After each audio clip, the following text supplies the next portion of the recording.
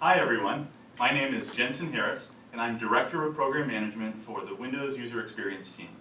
This is the first video in a series of videos we're going to be posting on our blog in the coming months that showcase cool stuff we've been working on for what we're codenaming Windows 8.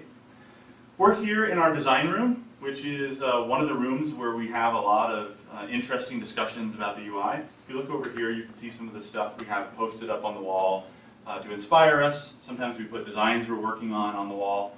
Now we've been pretty quiet. There's a good reason for that. As you can imagine, the team has had many ideas.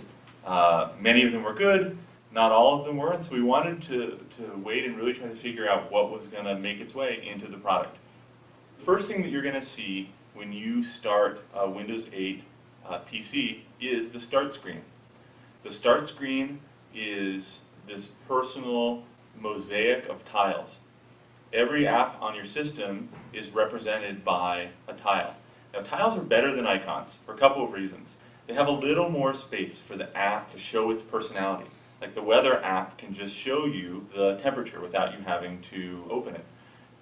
We introduced a new platform based on standard web technologies, so HTML5 and JavaScript, and it allows the millions of developers who know how to use those technologies to create a new kind of app for Windows 8. These apps are full screen, they're beautiful, they are designed for touch. But of course they work great with mouse and keyboard as well, if that's what you have. We wanted to make it really fast and fluid to get between your running apps. You just take your thumb or your finger from the side and just swipe it in. As I do that, I run back through my list of running applications. One of the great things about a PC is that you can do two things at once. We created a feature called Snap.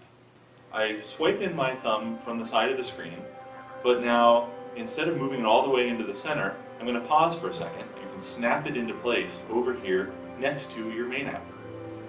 I can choose to change which app is big and which one is small. So with just one simple gesture, you can snap one app next to another app. Now a huge part of what you do on a PC today is web browse.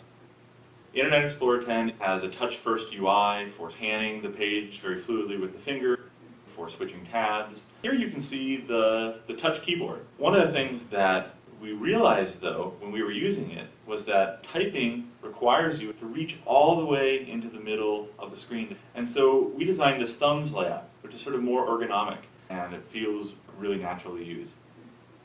Windows 8 also runs the existing Windows apps that you use and that you love. They're just as easy to switch to, and you can use them alongside your new Windows 8 apps. Because it's a PC, it has a file system. And that file system has your photos, it has your documents, it has your videos, it has your music. And you can get to these things not just from your existing Windows programs, but from these new Windows 8 apps. They can get to them just as seamlessly as you've always expected in Windows.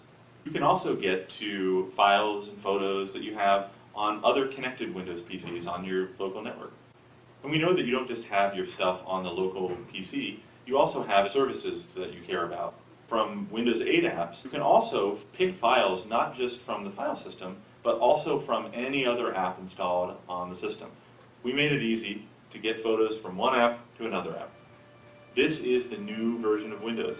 It's going to run on laptops, it's going to run on desktops, it's going to run on PCs with mouse and keyboard, it's going to run on touch slates, it's going to run on everything. Hundreds of millions of Windows PCs powered by this new interface and new platform. This has just been a small taste of what we're going to be showing over the next year, and we are so happy to finally be able to share it with you.